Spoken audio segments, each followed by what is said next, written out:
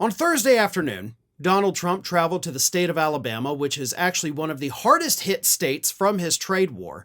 So pretty gutsy for him to show up there when he has, harmed his own voters there more than anybody else in the country.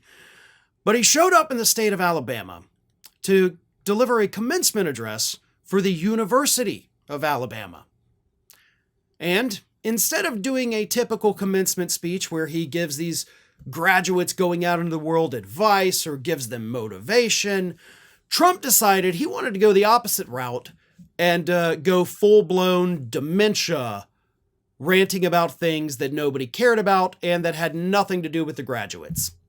A great example of that is when Donald Trump talked about a late real estate developer in New York, a guy who died decades ago, and mocked him for having a trophy wife. A New York real estate developer having a trophy wife.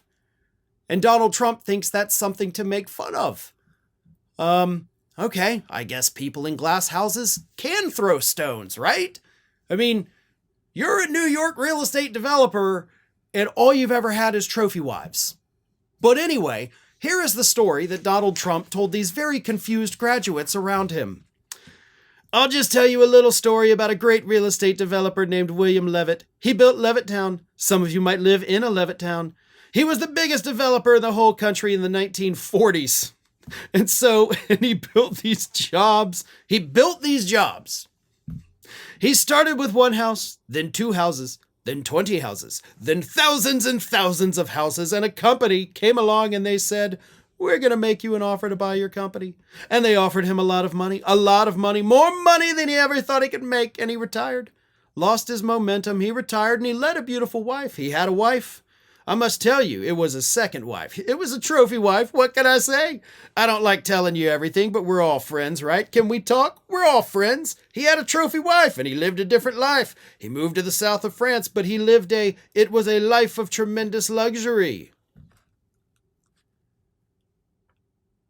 Now, if I were to ask you that just heard me read, word for word, this quote from Donald Trump, could you even really tell me what it's about?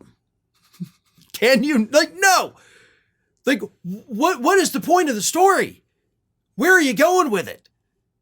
Nobody in this room gives a crap about a guy who died decades ago that in the 70s or 60s moved to the south of France. Who gives a shit?